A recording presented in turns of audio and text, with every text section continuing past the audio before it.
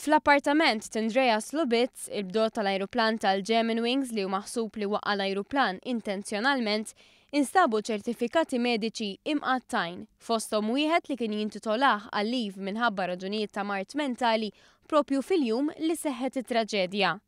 Qed ikun irrappurtat li ċ-ċertifikati li nstabu fl-appartament tal-bdot Ġermaniż juru li dan kien ibati minn depressjoni u kellu bżonn il-kura b'mod kontinwu.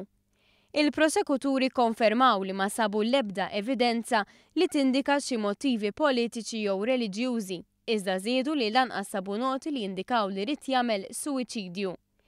Iċ-ċertifikati urew li fl-2009, meta kien waqaf għal xi żmien mit-taħriġ tiegħu waqt li kien fil-proċess li jikseb il-liċenzja ta' bdot, kien għadda minn perjodu ta' depressjoni serja u baqa' jirċievi trattament intensiv għal sena u nofs li kien jirrikjedi valutazzjoni psikoloġika regolari.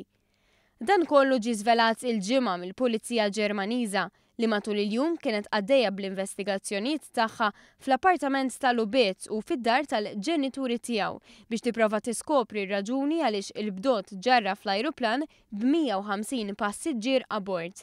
Dan wara li mill-voice recorder irriżulta li sakkar lil bdott ieħor barra mill-kabina biex ma jkunx jista' jidħol ħdejh. Intant wara dan l-inċident, numru kbir ta' linji tal-ajru minn madwar id-dinja għamlu bidliet fir-regoli tagħhom, inkluż l-Air Malta. Infatti, fi stqarrija, l-Air Malta qalet li b'effett immedjat daħlet fis-seħħ regola li tisħaq li minn tal-anqas żewġ membri tal-ekwipaġġ ikunu preżenti fil-kabina tal-pilota tul it-titjira kollha. Dwar din ir-regola, il-kap eżekuttiv tal-Lufthansa qal li ma jarax il-bżonn għal din il-bidla għaliex fi kliemu dan kien każ iżolat u wieħed xorta ma jistax jeskludi każijiet bħal dawn. Madankollu żied jgħid li se jkun qed jiddiskuti din il-possibilità mal-esperti tal-kumpanija.